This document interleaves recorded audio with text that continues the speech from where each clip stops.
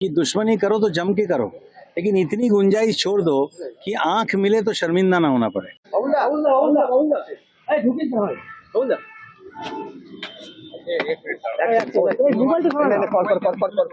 Sir कितने दिन बाद आज आप ममता दीदी को बुलाए? कितने दिन बाद नहीं, आप भूल गए जो जिस दिन 4 तारीख को रिजल्ट निकली थी, शायद 7 तारीख को रविंद्र जयंती थी। मैं खुद भी आया था, मेरी बेटी भी आई थी और हमने यहाँ पे गाना गा के गए थे। तो इतने दिन के बाद नहीं, उनके साथ मैं बिल्कुल टच में हूँ, मोबाइल में भी टच में हूँ, बात में भी हूँ। और आज जो है मैं बाहर भी था, बैंकॉक भी गया था, उसके बाद मुंबई था, लेकिन आज पहले से ही मैंने उनको कह दिया था कि आज मिलना था और डायरेक्ट के साथ भी टच में हूँ। तो कोई ऐसी बात नहीं है। मुझे जो भी बात कहनी है, जब मुझे लिखना होता है, मैं ज़्यादा नहीं लिखता हूँ, आप लोग तो सब पढ़ते हैं, तो कोई इतने दिन बाद की नहीं। सबसे पहले ही शायद मैं आया था, उस दिन और ज़्यादा कोई नहीं थे। सर बीते कल ऋतुव्रत बनर्जी ने प्रेस कॉन्फ्रेंस करके हाई कोर्ट का एक वर्डिक्ट का रेफरेंस देते हुए कहा कि हम ही असल तृणमूल है, अगर दूसरा इसको कोई क्लेम करता है तो वो गैर कानूनी है। कैसे देख रहे हैं? देखिए क्या बोलेंगे आप लोग, खुद बताइए जरा। थोड़ी बहुत देखिए, हम बॉम्बे में इस शब्द को हमेशा बोलते हुए सुना है लोगों को कि दुश्मनी करो तो जम के करो, लेकिन इतनी गुंजाइश छोड़ दो कि आंख मिले तो शर्मिंदा ना होना पड़े। तो ये कैसी ऐसी बात कर सकते हो? उसको मैं जब मंत्री था राज्यसभा में कब से देख रहा हूँ, किस तरीके से सीपीएम से फेंक दिया गया, कैसे दीदी ने दिया। मतलब इनके बारे में कुछ कमेंट करना जो है वो भी मुझे वो नहीं लगता है। करने दीजिए उनको, जो करने दीजिए। अपने इलाके में जाके रिजाइन करके दोबारा जीत के अगर आएंगे तो हम इनको मत कहेंगे। पुराने सहयोगी आज राज्यसभा के लिए नॉमिनेशन फाइल किए हैं। एक एक करके बोलिए।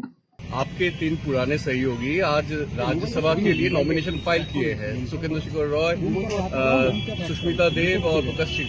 क्या कहेंगे? कुछ कहना नहीं है, ये तो उनकी अंडरस्टैंडिंग तो वो थी कि वो देखिए, जैसे शुरुआत में जैसे इन लोग दिखाने की कोशिश कर रहे हैं, न जाने कितना उनकी गुस्सा है, कितना उनका वो है कि वो पार्टी से रिजाइन कर रहे हैं, लेकिन अंदर अंदर क्या साठगांठ चल रही है वो तो आंखों के सामने सब कुछ धीरे धीरे क्लियर होता जा रहा है। अब देखिए क्लियर हो गया कि क्या अंडरस्टैंडिंग हुई थी।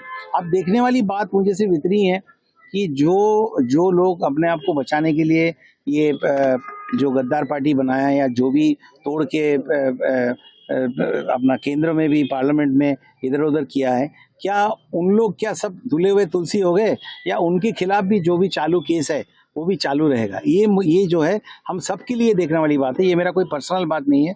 जो आम जनता को मिल रहे हैं उनके दिमाग में भी ये बात आ रही कि भाई एक हद होती है, मेरे ख्याल से उस हदों को भी पार कर दिया है इन लोगों ने। गुंडा दमन नीति जो बिल है वो लागू लग गई, मैंने इम्प्लीमेंट हो गई। सर क्या कहेंगे?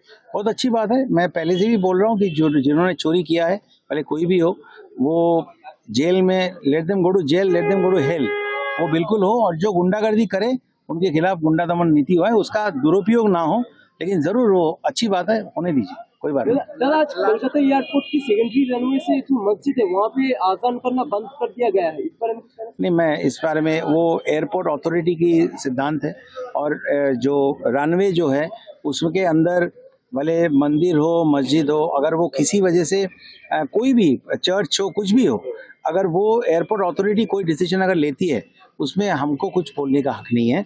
एयरलाइन सेफ्टी जो है वो बहुत इंपॉर्टेंट है, तो जैसे वो ठीक समझे वैसे वो करें। Thank you ji.